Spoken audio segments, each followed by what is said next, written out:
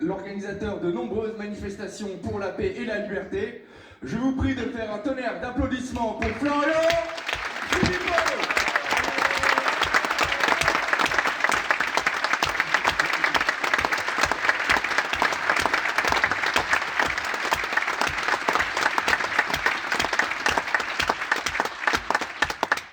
Le fil du micro est complètement emberlificoté, mais vous m'entendez bien? Bon. Mais bonsoir à tous. D'abord un bonsoir, un bravo à Philippe Chauveau, référent, qui est juste là, voilà, votre référent des Yvelines. Bravo à Philippe et à son équipe pour l'organisation de cette soirée. Et je sais qu'il y a ici, dans cette salle, d'autres référents, délégués, responsables des Patriotes et de VIA. Et d'ailleurs, le référent de VIA des Yvelines a également pris la parole et je l'en remercie. Et puis, je salue, bien sûr, tous les brillants intervenants qui ont parlé juste avant moi. Ouba, Marc, Myriam, Pierre-Yves, Dominique et évidemment Jean-Frédéric Poisson qui vient de s'exprimer, le président du mouvement VIA La Voix du Peuple, avec qui je suis sincèrement très heureux que nous puissions mener cette coalition. Parce que d'abord, on l'a effectivement, il rappelait que ça faisait peut-être 4 ans qu'on travaillait ensemble. On a fait pas mal de manifs, pas mal de recours devant les tribunaux, avec des succès plus ou moins prononcés. Mais on sait aujourd'hui l'état de la justice française, notamment du Conseil d'État, qui a un peu de mal ces dernières années avec les libertés publiques, alors qu'il devrait en être le gardien le plus sourcilleux. Mais bon, ça c'est un autre problème. En tout cas, on est dans les luttes, et heureusement qu'on y est, parce qu'il n'y a pas grand monde à nos côtés. On n'a pas vu grand monde et grands partis et grands responsables politiques, pas beaucoup de députés, de sénateurs pour se battre à nos côtés, et notamment pour nos libertés publiques. Et ça, je crois qu'il ne faut pas l'oublier, notamment. Et dites-le bien autour de vous, avant d'aller voter le 9 juin.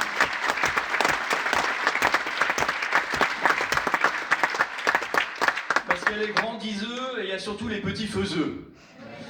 Et nous, on essaie d'être grands diseux et grands faiseux. Et ça fait un peu la différence, je crois, avec tout le reste de ce qui vous est proposé dans cette élection. Mais c'est vrai que je suis aussi heureux parce qu'on a déjà fait une coalition électorale. C'était en juin 2021 au régional, dans la région Grand Est. J'aime pas trop ces grandes régions. Enfin, c'est l'Alsace, la Lorraine et la Champagne-Ardenne. Et nous avions fait, alors un mois avant, vous voyez, on était à 1% dans les sondages. Et dans les urnes, un mois plus tard, on a fait 7%. Comme quoi.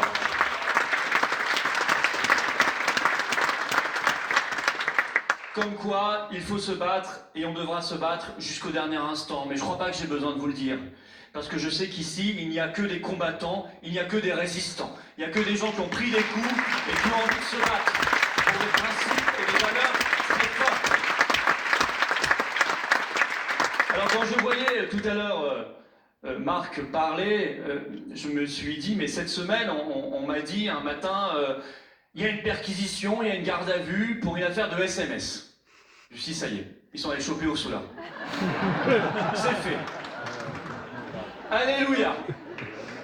Ils ont débarqué à 15, à 6h du matin, ils ont été chercher Ursula, ils ont dit, allez, non, montrez-nous vos textos, là, quand même, avec M. Bourla, 36 milliards de contrats, vaccin, entre guillemets, effets secondaires, tout ça. Puis après, on m'a dit, non, c'est Marc Doyer. Ah. Mais il a envoyé des textos au PDG de Pfizer, Marc Doyer? J'ai pas bien compris. Non. Il a demandé à Macron si effectivement il y avait des effets secondaires, si on pouvait parler des effets secondaires.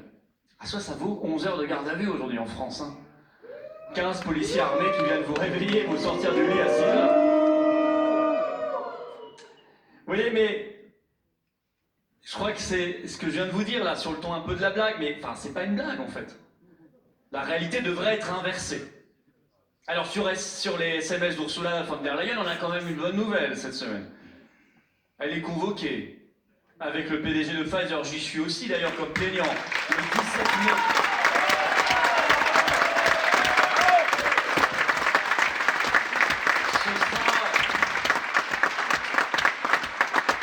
Ce sera à Liège.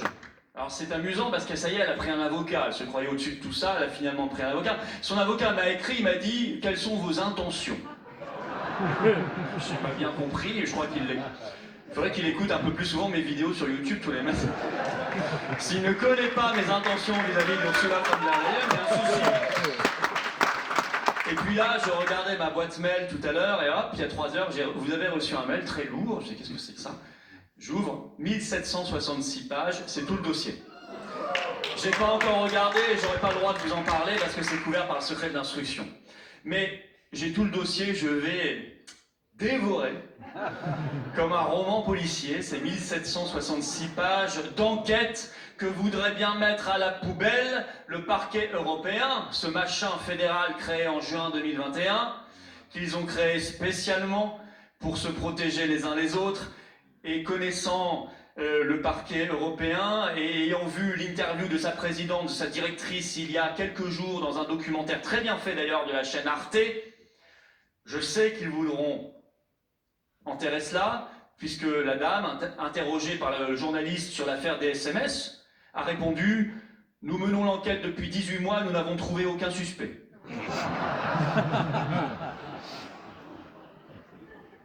J'ai quelques noms en tête, moi. Bon, c'est vrai, quand on voit tout ça, et on s'est dit, mais pourquoi on se présente aux élections européennes?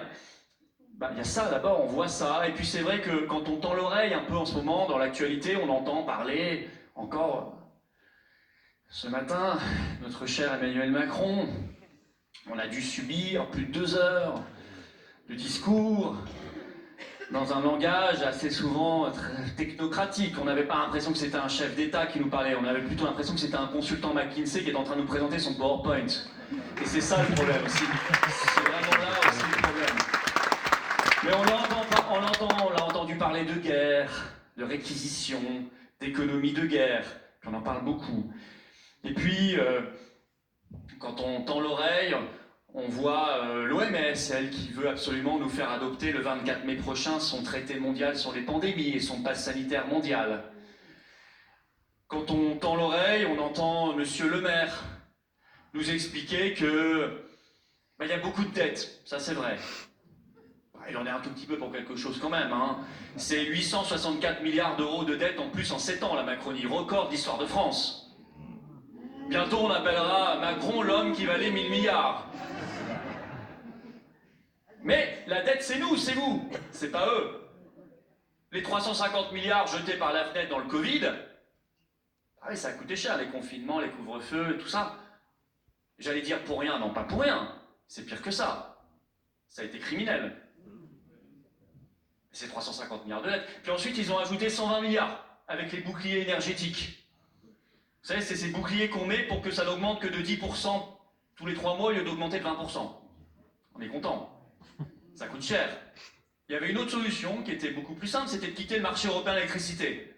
On aurait divisé par 3 le prix de l'électricité en France. Et non, il a préféré faire un bouclier énergétique qui a coûté 120 milliards d'euros aux Français, à vous, à moi.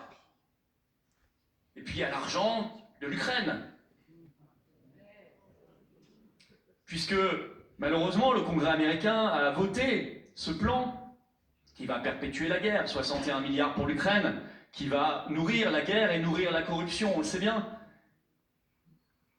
Et donc Ursula s'est sentie obligée, elle a appelé Biden le soir même. Donc maintenant vous avez la présidente de la Commission européenne, qui normalement est un secrétariat administratif, hein, ça a été pensé comme ça, hein, qui le soir s'entretient avec le président américain. Et elle annonce ce qu'elle va faire. Elle a annoncé qu'elle allait mettre, je cite, plusieurs dizaines de milliards d'euros supplémentaires dans les années qui viennent en Ukraine. Vous comprenez, les Américains votent 61 milliards, il faut qu'on soit derrière.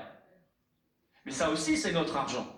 Et ça aussi, Bruno Le Maire, ensuite, va nous dire, ah oui, mais vous avez creusé la dette. Alors, puisque vous avez creusé la dette, puisqu'on a creusé la dette, nous, vilains Français, on va devoir dérembourser nos médicaments. On va devoir quasiment supprimer l'assurance chômage. On va devoir geler les retraites l'an prochain. On va devoir geler le point d'indice des fonctionnaires comme il l'est quasiment depuis plus de 10 ans. On va devoir saccager l'hôpital, fermer des services. Il fait qu'il y a des gens qui crèvent maintenant quasiment tous les jours, hein, dans l'indifférence générale aux urgences en France, ou dans les services hospitaliers.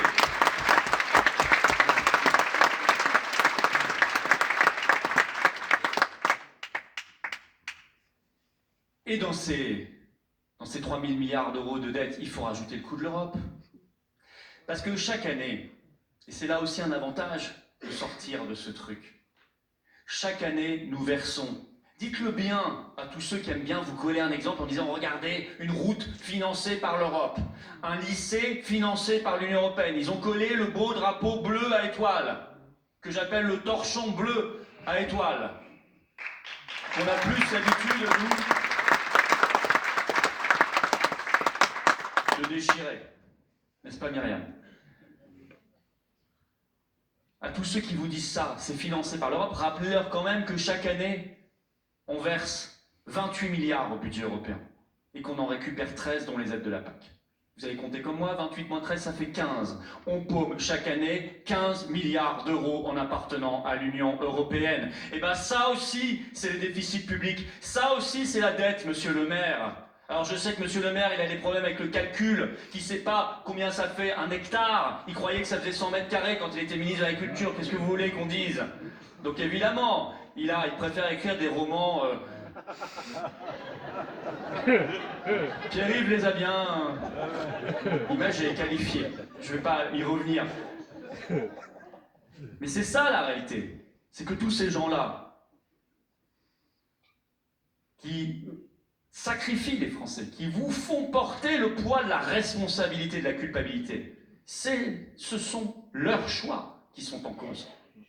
Alors quand on voit ça, et j'y ajoute enfin cette déclaration qui était passée inaperçue, on commence un peu plus à en parler parce qu'on a appris que c'était le candidat, le petit poulain de Macron, Mario Draghi.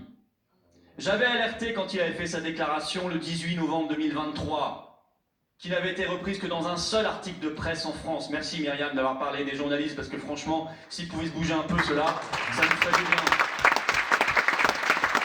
S'ils pouvaient juste faire leur boulot, en fait. S'ils pouvaient juste faire leur boulot, ce serait déjà pas mal. Personne n'en avait parlé. Mario Draghi a juste annoncé, ancien président de la Banque Centrale Européenne, ancien Premier ministre italien, pressenti pour diriger la Commission Européenne, donc il se prendra pour un chef d'État. Il a annoncé qu'il faut que l'Union Européenne devienne un État. Pas comme ça. Parce que l'Union, c'est quand même pas totalement rien, ça. Ça veut dire que la France, un pays qui aura vécu 2000 ans, hop, point final, terminé. Bah oui, si l'Union Européenne est un État, la France n'est plus un État. Il n'y a plus de France, c'est fini.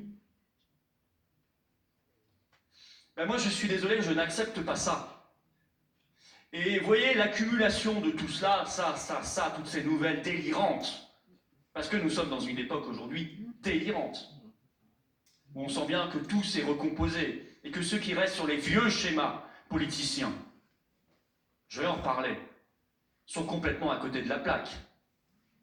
Aujourd'hui, nous devons prendre le problème à bras-le-corps, et le problème qui se pose, c'est celui de notre esclavage ou de notre liberté. Le problème qui se pose, c'est celui de la Troisième Guerre mondiale ou de la paix. Le problème qui se pose, c'est de notre tiers-mondisation ou de notre capacité d'avoir encore demain une industrie et une agriculture en France. C'est ça l'enjeu aujourd'hui, le centre, le cœur. Et l'enjeu suprême, c'est de savoir si demain il y aura encore une France ou s'il n'y en aura plus. Parce qu'on en est là. Alors tout ça évidemment justifie, oblige même, je dirais, à être candidat aux élections européennes. Non pas parce qu'on croit que les élections font tout. Si on le croyait, croyez-vous qu'on aurait passé des samedis et des samedis sous la pluie, sous la neige, sous la grêle, parfois sous la canicule, parfois devant au départ en tout cas 40, 45 personnes, pendant des mois sans la moindre trace du moindre média. Croyez-vous qu'on aurait fait tout ça? Croyez-vous qu'on s'embêterait avec Jean-Frédéric à rédiger, grâce à des avocats aussi qui nous aident, des recours devant le Conseil d'État? Croyez-vous qu'on s'embêterait à tout ça? Bien sûr que non. C'est parce qu'on croit que l'action, elle doit être permanente, parce qu'on croit, nous, peut-être sommes-nous des dinosaures, je ne sais pas, ou peut-être, et je l'espère, et je le crois, des précurseurs. Nous, on croit en la politique avec un P majuscule. C'est-à-dire qu'on n'est pas là pour vous vendre une petite soupe politicienne. Nous pensons que le combat, il est quotidien. Qu'il se fait à chaque instant, en parlant, en manifestant, en pétitionnant, en faisant valoir ses droits de justiciable, en se présentant à des élections aussi. Et cette élection européenne du 9 juin, elle est cruciale, parce que c'est, dans ce contexte que je viens de vous décrire, c'est le moment de passer un message d'alerte, de passer un message de SOS. Notre liste, c'est ça. C'est pour dire tout ça, ce que je viens de vous décrire là, ça suffit. Ça n'est pas à la France et à son histoire qu'il faut mettre un point final. C'est à toutes ces dingueries qu'il faut mettre un point final. Et ce sont ces responsables et coupables, ceux qui nous ont menés là, c'est eux qui doivent retourner à la place qu'ils n'auraient jamais dû quitter, c'est-à-dire les poubelles de l'histoire.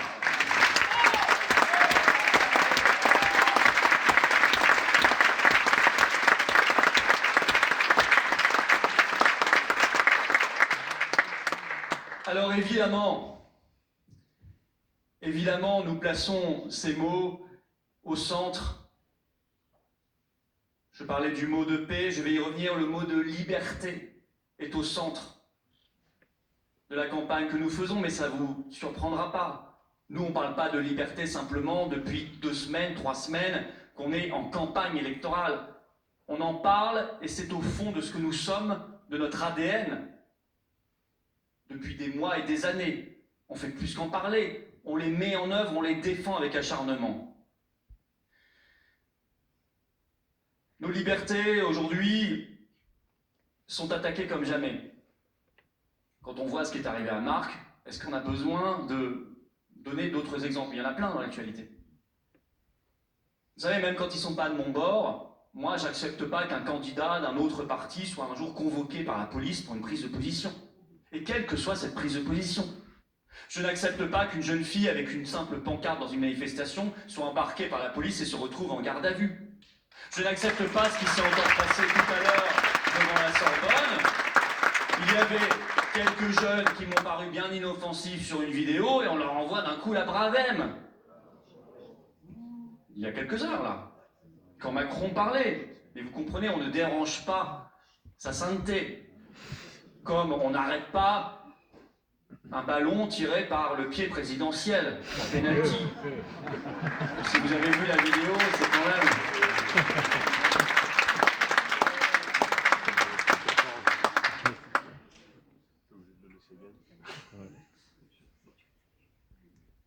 Nos libertés ont été attaquées comme jamais pendant le Covid, je ne vais pas y revenir.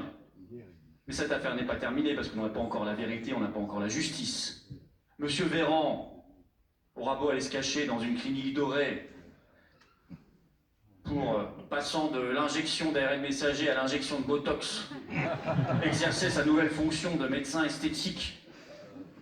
Monsieur Véran aura beau essayer de se cacher. Alors vous me direz, il nous a rassurés. Hein. Il a dit dans une interview au Parisien, « Je ne toucherai ni au pénis ni au fessier. »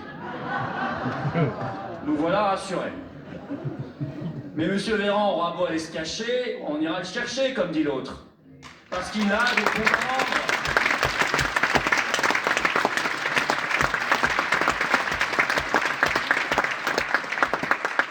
Vous ajoutez à cela l'article 4, qui interdit le débat sur... Alors, Macron a fini son intervention tout à l'heure à la Sorbonne en disant « Nous devons défendre une science libre ».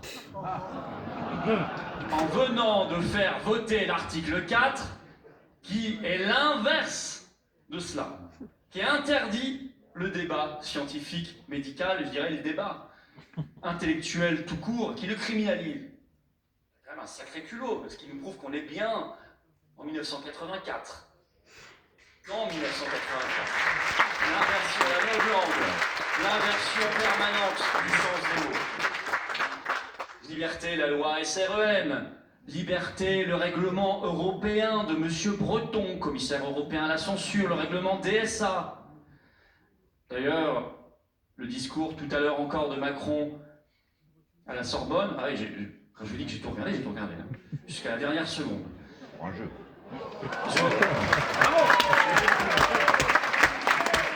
Là, J'avoue, vous pouvez. Non, mais là, je dis pas toujours ça, mais là, quand même, je mérite les applaudissements.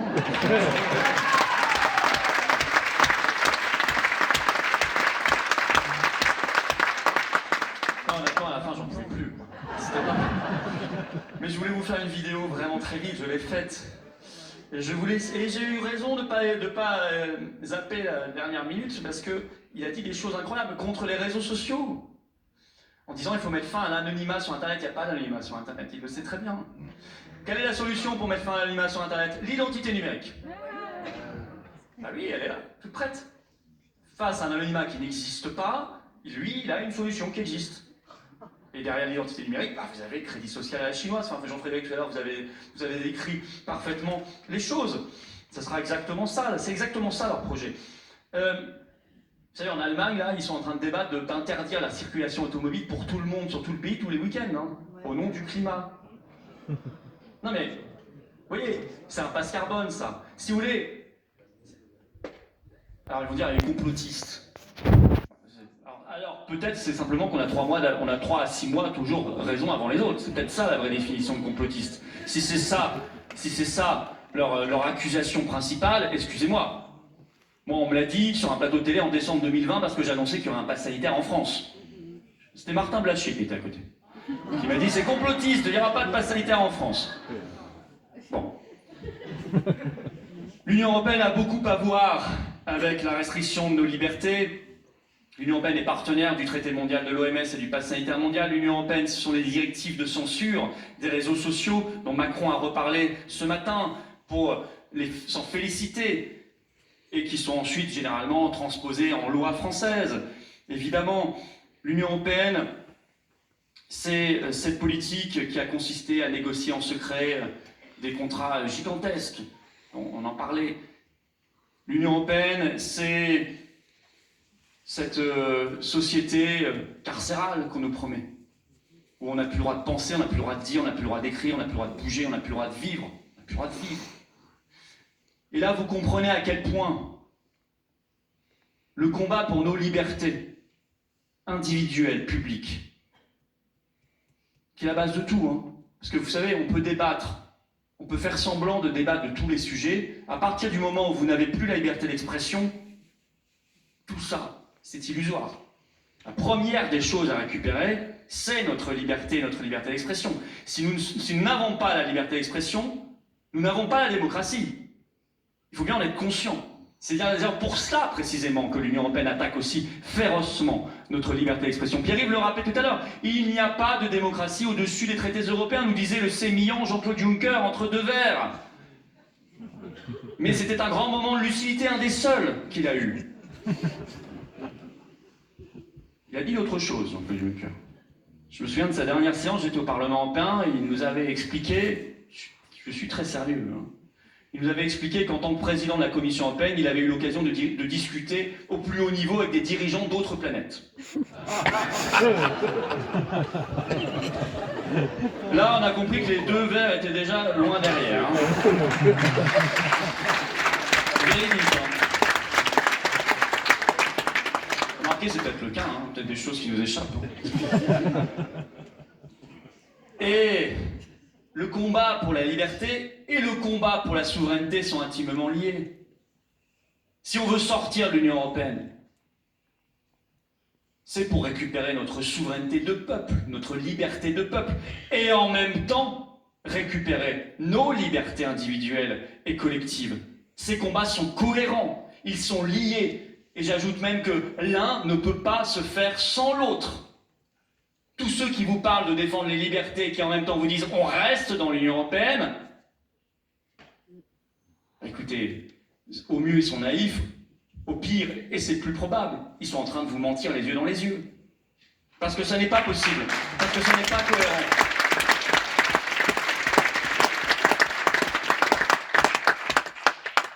Les choses vont très loin. En ce moment, l'ARCOM est en train de recruter des signaleurs de confiance. Oh, c'est joli là aussi, 1984, la novlangue. Les signaleurs de confiance. Les vieux régimes totalitaires du XXe siècle doivent nous envier la capacité de création marketing des régimes totalitaires du XXIe siècle. Hein, puisqu'ils n'y avaient pas pensé, eux. Eux, ils avançaient, on les voyait venir, quoi. Nous, c'est plus doux, vous voyez, le signaleur de confiance, c'est magnifique. Alors vous allez regarder ce que c'est que sur le site de l'ARCOM, un signaleur de confiance.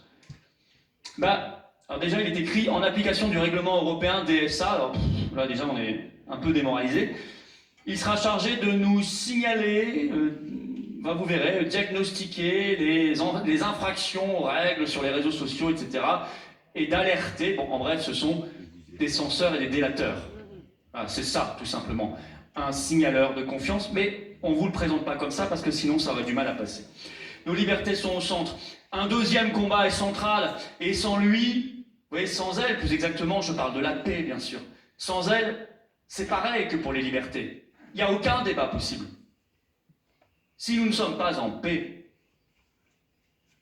alors nous comprenons bien que aucune démocratie, aucun débat n'est envisageable, n'a de sens.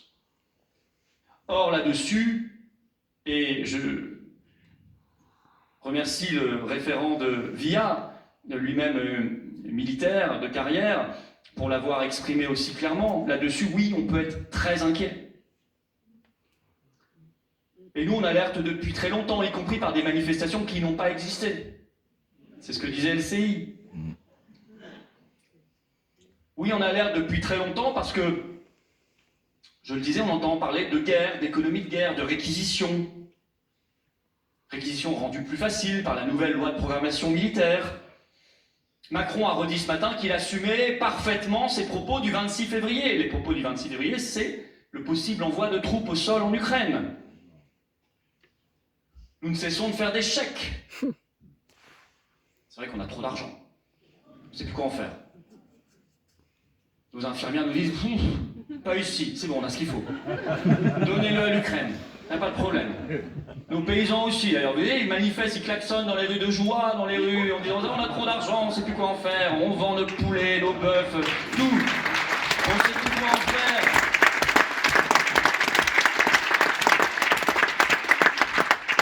C'est la joie partout en France. On ouvre des cliniques, des hôpitaux, des services publics, partout. Alors, on se dit, on va en donner un peu à l'Ukraine. On en a trop. Puis on signe des accords militaires. Oh, puis nos chers députés d'opposition. Je mets combien de guillemets maintenant, opposition? J'en mettais un de chaque côté avant, mais je crois que je vais en mettre plus maintenant. 2, 3, 4 de chaque côté. Nos chers députés d'opposition... ils se sont violemment opposés à cet accord militaire avec Zelensky en s'abstenant. Ils adorent s'abstenir. Ou ils viennent pas. Sauf quand il a fallu augmenter les frais de mandat de 305 € par mois pour les députés et de 700 € pour les sénateurs. Là, ils étaient tous là. Il n'y avait pas de problème.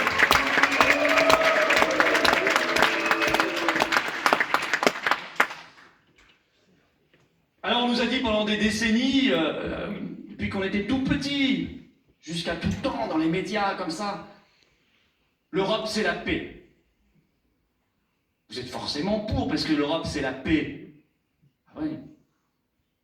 Ursula von der Leyen ne cesse de parler de guerre, ne cesse de parler d'économie de guerre, ne cesse de dire qu'il faut envoyer des armes, et elle le fait, ne cesse, prenant d'ailleurs là aussi des pouvoirs que normalement elle n'a pas, ne cesse de faire des chèques pour alimenter la guerre. Mais l'Europe, c'est la paix. Non, moi je vous le dis clairement, l'Union européenne, c'est la guerre. Et c'est une raison supplémentaire de la quitter le plus vite possible. Parce que tant que nous serons dans cette structure...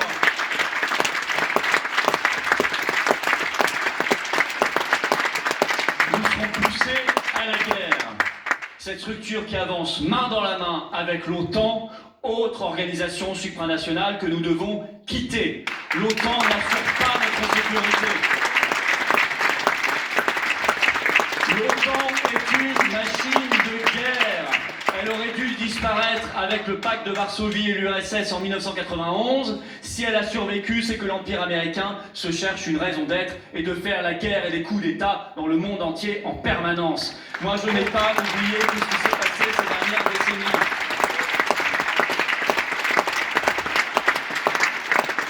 Nous sommes 25 ans, presque jour pour jour, après l'attaque illégale, le bombardement de la Serbie, qui a mis le feu à la région et je dirais à l'histoire. Et on le paye encore aujourd'hui. Moi, je n'ai pas oublié tout ça. J'ai pas oublié la Libye. Quand BHL arrivait, chemise au vent et chemise ouverte et cheveux au vent, avec son copain Sarkozy, qu'ils arrivaient là-bas pour nous dire on va établir les droits de l'homme en Libye. Moi, j'ai pas oublié la Syrie, j'ai pas oublié l'Afghanistan, j'ai pas oublié tout ça, je n'ai pas oublié l'Irak. Sauf qu'à l'époque, la France savait dire non. Et j'aimerais qu'on retrouve de temps en temps une France qui sache dire non.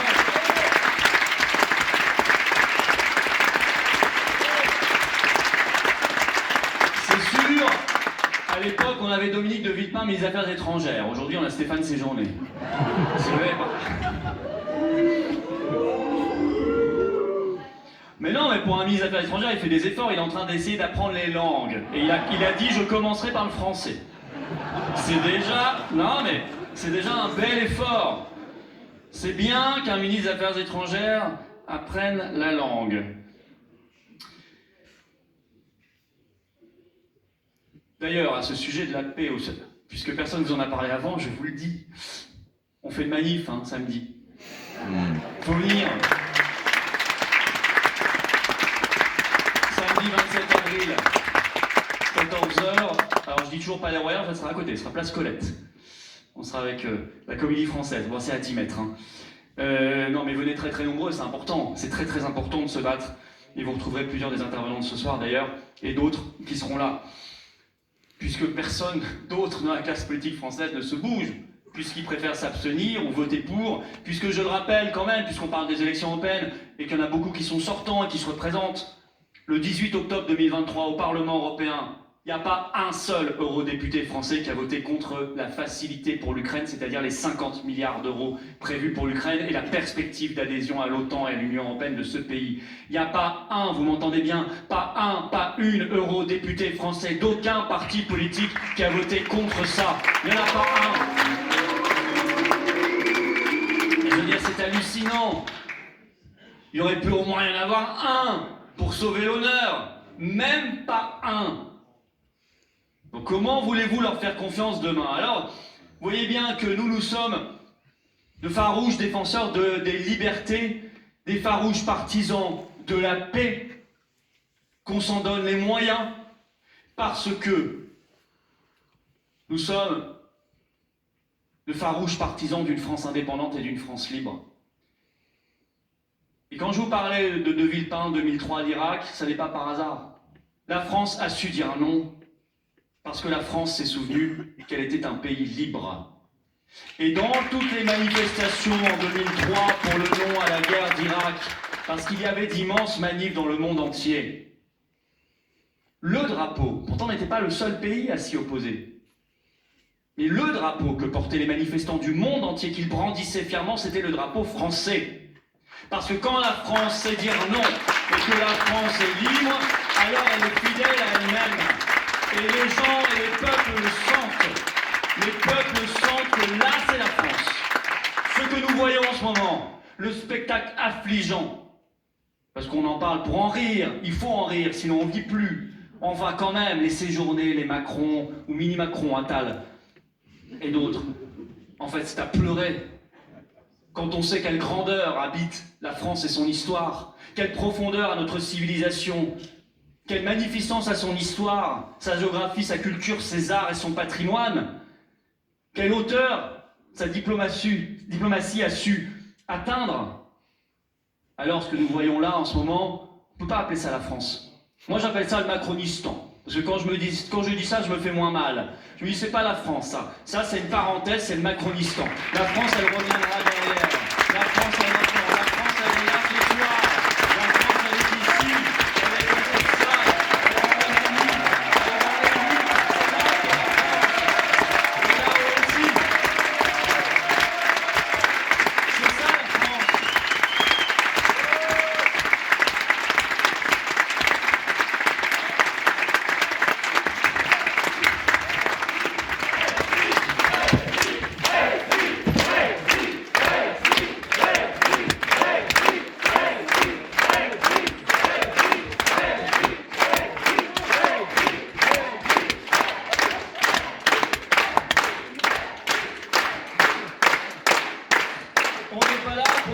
proposer, avec Pierre-Yves, Jean-Frédéric, Myriam, tout le monde, on n'est pas là pour vous proposer du rafistolage. Si vous voulez aller voir les listes qui font du rapiessage, il y en a plein. Il y en a qui vont vous rapiécer votre habit en bleu marine, d'autres en rose, d'autres en rouge, d'autres en vert, d'autres en bleu reconquête, d'autres en ce que vous voulez. Nous, on n'est pas là pour faire les rapiesseurs. On n'est pas là pour faire les mélonies. Parce qu'on n'est pas là pour trahir. On n'est pas là pour vous raconter des sornettes. On n'est pas là pour vous dire « Oh, vous allez voir, on va avoir un groupe au Parlement européen, aux petits oignons. Il va vous modifier tout ça, ça va être incroyable. On va avoir une majorité, là, vous allez voir. Mensonge. Mais mensonge. Mais ils le savent en plus, c'est ça qui est terrible. Ils savent qu'ils vous racontent n'importe quoi. Au mieux, d'après les meilleures projections, le groupe du RN aura 80 élus sur 720. Au mieux, le groupe de Reconquête aura 80 élus sur 720. À deux, ça ferait 160. En plus, ils ne sont pas d'accord entre eux. Il faudrait déjà qu'ils soient d'accord à l'intérieur. Ils ne le sont pas non plus. Sachez que les partenaires, tous les partenaires dans le groupe du RN ont voté il y a 3 semaines les accords de libre-échange qui mettent à mal nos paysans. C'est ça la réalité. Sachez que les alliés italiens de Marion Maréchal, les amis de Madame Meloni, ont voté il y a 2 semaines le pacte migratoire. Ça, ils vous le disent pas. Ça, ils vous le disent pas. Je vais même vous dire une chose, hein. Même s'ils avaient la majorité au Parlement européen, ce qui n'arrivera pas, ils en seront très loin, ce serait même pas suffisant. Parce que l'Union européenne, c'est un système complètement cadenassé. Parce que l'initiative, 100% de l'initiative des textes est dans la main de la seule Commission européenne. Et donc des lobbies qui sont derrière de la corruption et des conflits d'intérêts. C'est ça la réalité.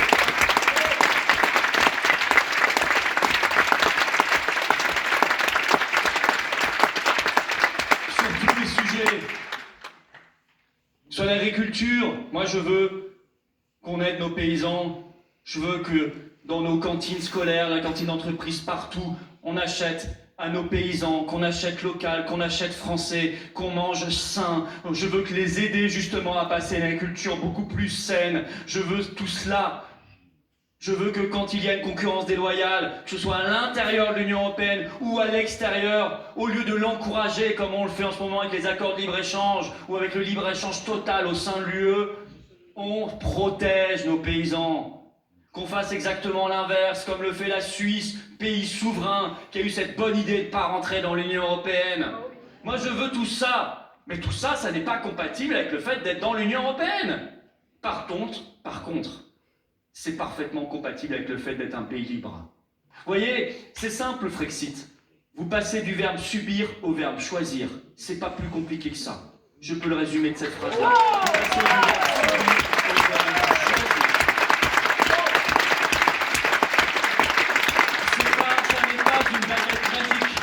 Il n'y a pas de baguette magique. Ensuite, il y aura tout à faire.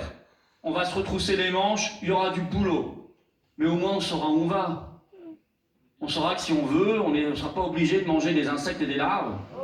Ou de la viande de synthèse de Monsieur Bill Gates. Si on veut, on pourra donc protéger notre agriculture. Si on veut, on pourra retrouver les frontières nationales et réguler beaucoup plus fortement l'immigration qu'aujourd'hui, qu'on ne sera pas obligé de subir les migrants à relocaliser, sinon 20 000 € d'amende par migrant, le pacte migratoire.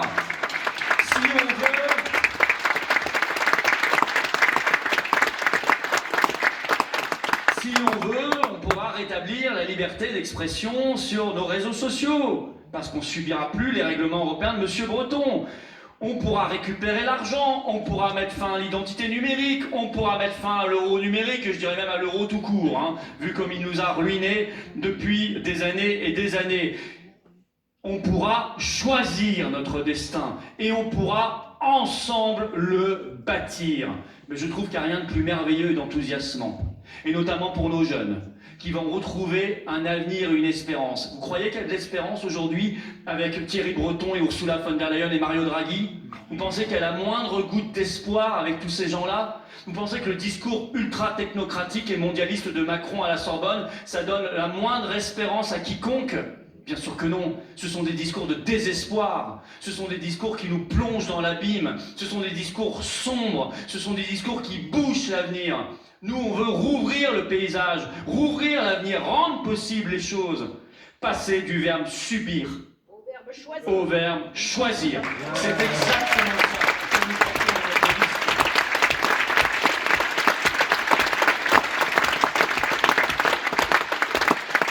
Ne plus subir les réformes des retraites tous les 3 ans. Il faut toujours repousser. Pourquoi? Pour qui? Mais pour BlackRock, mais pour les fonds de pension, mais pour tous ces lobbies corrupteurs à Bruxelles.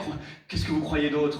Évidemment que c'est pour ça. C'est une privatisation déguisée. Créer un marché pour des gens qui vont se gaver derrière. Pareil pour l'assurance chômage, pareil pour toutes ces réformes qui sont mises en place. Est-ce qu'on sera obligé de subir encore un prix d'électricité démentiel alors qu'on a un programme électronucléaire magnifique, alors qu'on a des barrages hydroélectriques extraordinaires? Qu'est-ce que c'est que cette folie? On devrait être le pays du monde qui paye le moins cher son électricité. On va bientôt être un de ceux qui la payent la plus chère. Absurdité totale, criminelle. Nous pourrons choisir. Nous pourrons choisir notre avenir. Nous pourrons rétablir nos libertés. Nous pourrons choisir la paix et non pas la Troisième Guerre mondiale.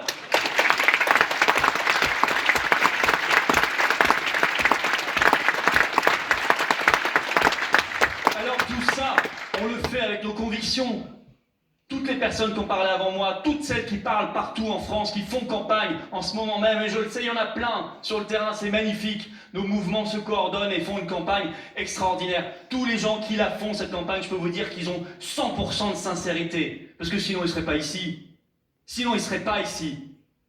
Qu'est-ce qu'ils ont à gagner? Moi, je n'ai pas de poste à vous proposer. Je n'ai pas d'argent magique à vous donner. Par contre, j'ai la gratitude à vous offrir celle que vous pouvez vous regarder dans un miroir et vous dire « Moi, je défends des valeurs auxquelles je crois. » Et vous pouvez le dire les yeux dans les yeux à vos enfants et vos petits-enfants. Mesdames, messieurs, ça, c'est la partie.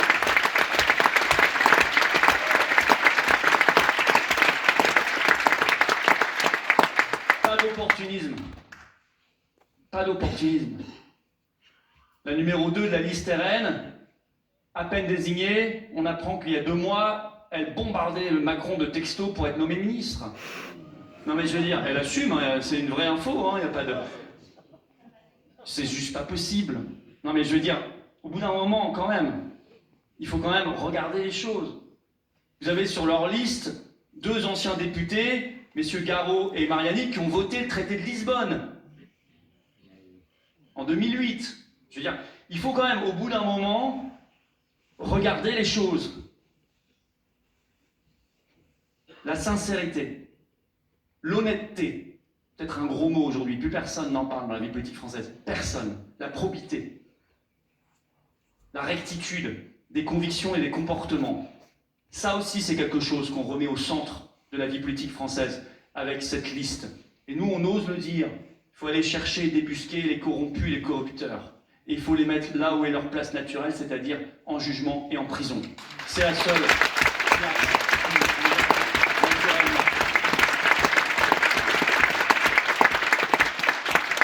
La sincérité et l'action. Nous sommes des mouvements qui agissent, et pas qu'au moment des campagnes électorales, et ça nous distingue beaucoup. Il y a des gens qui me disent les manifs, ça sert à rien. Vous avez bien tort de penser ça. Vous avez bien tort de penser ça, parce que, vous savez, moi, le nombre de personnes, je pense aux travailleurs suspendus, je ne sais pas s'il y en a dans la salle, des travailleurs suspendus. Peut-être. Oui, il y en a, madame. En manif, il y en avait plein.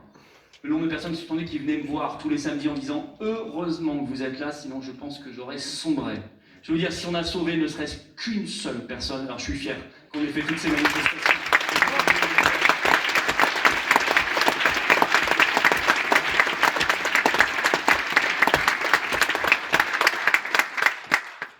Ce qu'ils voudraient en face, c'est qu'on soit chez nous, les yeux rivés sur Netflix toute la journée, seuls, à baisser les bras et à ne pas nous battre.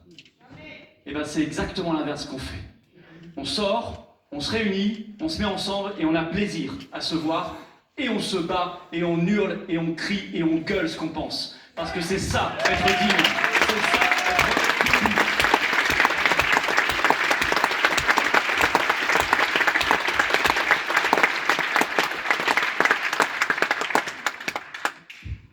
Et la troisième condition pour que ça marche, c'est qu'il faut être rassemblé. Mais nous, on ne fait pas qu'en parler, on le fait. Nous sommes la seule liste de coalition des souverainistes et des résistants. Il n'y en a pas d'autres. C'est un effort de se rassembler. C'est beaucoup plus simple de jouer la carte de la solitude, de l'ego, de l'orgueil, en disant « je sais mieux que tout le monde, donc je partirai tout seul ». C'est très facile de faire ça. Mais c'est toujours une bêtise. Et c'est toujours, je dirais même aujourd'hui, vu l'état de la France et vu l'état du monde, c'est un crime. On n'a pas le droit, d'être en orgueil et dans l'ego. On n'a pas le droit de se chercher des prétextes pour refuser le rassemblement. On n'a pas le droit d'être renfrogné, isolé, fermé. Non.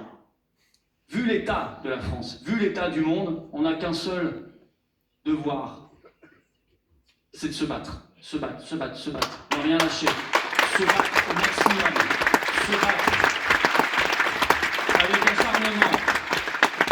Le rassemblement se fait. Il y a 2 jours, le mouvement Génération Frexit a dit « Je soutiens votre liste de coalition ».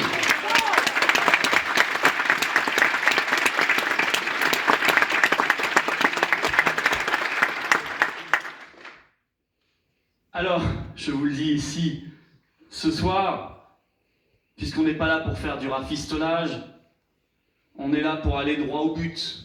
On est là pour dire les choses telles qu'on les pense. Oui, l'Union européenne, puisqu'elle veut nous détruire, on a ce réflexe sain. Qu'est-ce qu'on fait face à quelque chose qui veut nous détruire? On le détruit avant qu'il nous détruise. C'est le sens de notre sortie de l'Union européenne. Détruire ce qui veut nous détruire et recréer l'avenir, recréer la confiance, recréer l'espérance. Ne pas avoir peur, parce qu'ils agiteront toujours, et c'est le mode de gouvernance mondialiste, ils agiteront toujours toutes les peurs. Peur de la pandémie, peur de la guerre, peur de l'énergie trop élevée, peur de sortir de l'Union européenne, peur de tout. Nous sommes la liste anti-peur.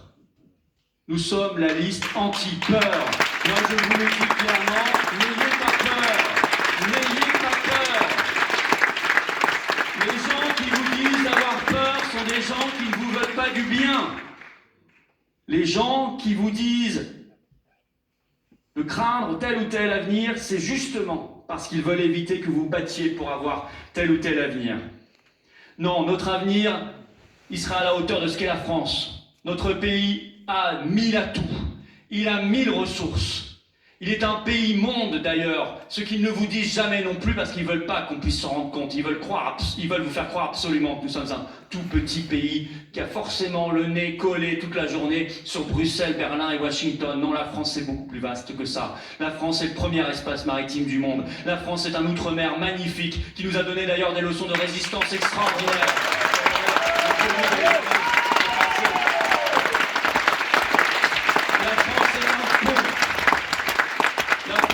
Devrait se rendre compte que le monde s'est complètement recomposé, que les BRICS sont émergés, que le monde anglo-américain, il est en train de diminuer, et que c'est comme ça, et qu'il faut être capable de parler à tout le monde, de lui parler, mais de parler aussi aux nouvelles puissances. Et c'est bien que les pays d'Afrique, d'Amérique latine, d'Asie veuillent être libres et indépendants. Moi qui suis pour la souveraineté de mon pays, je souhaite la souveraineté à tous les peuples du monde, et je suis très heureux que tous les peuples du monde se lèvent.